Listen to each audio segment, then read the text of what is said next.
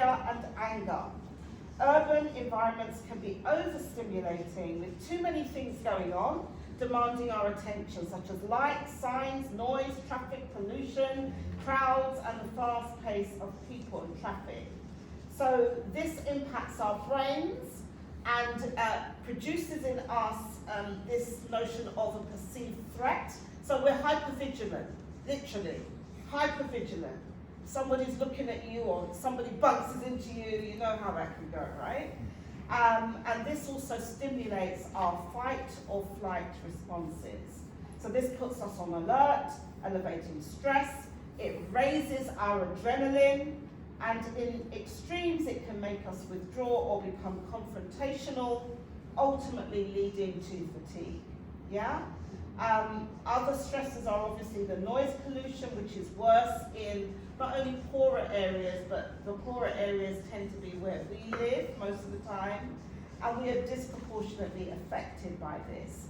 Now, it's been shown that the constant bombardment of dominating sounds has been linked to type 2 diabetes, to heart attacks, to strokes, and early death. And it even affects our blood biochemistry. So research done by somebody called Dr. Samuel Pye, who's an epidemiologist at Imperial College London, he says that there's consistent evidence that road traffic noise leads to heart attacks. So there is medical research, you know, we might kind of think, oh, it's a bit, stop overplaying things. No, the research is being done out there in this country and internationally, okay?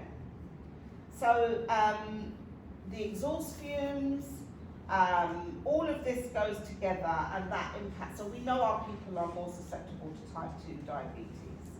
And then there's obviously the air quality. In South London, air quality is quite poor, and you can actually measure the air quality, noise and air quality. There is a particular website that you can measure even down to street names. So it's also about doing the research on your own environment, where you live, and looking at what are the kind of health conditions that we're seeing amongst our people, amongst brothers, amongst women, amongst our children in particular, okay? So those are some of the research on these issues around how our environment impacts our health and well-being. So there's a case to be made. So what has this got to do with reparations?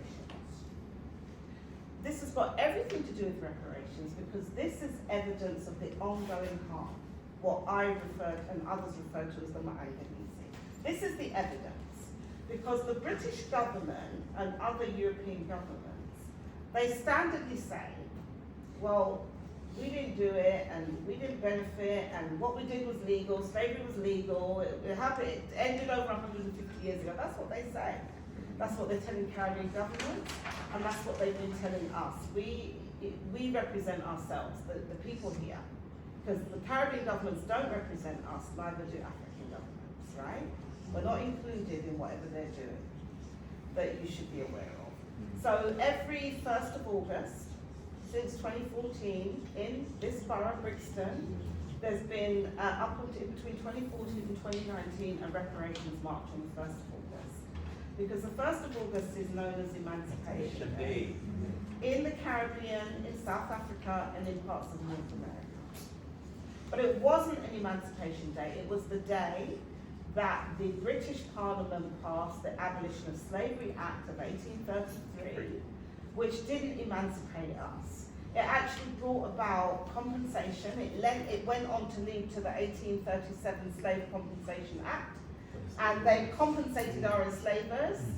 We got nothing, and in fact in the Caribbean, the 800,000 people that were supposedly eligible for emancipation had to work a further period of 4 to 8 years of apprenticeship, including children from 4 years old, right? So emancipation was another crime, yeah? It was a crime scene, what we refer to as a Maangamizi crime. And that we claim back this day as a reparations day, to remind the British state and Parliament that legislated that dastardly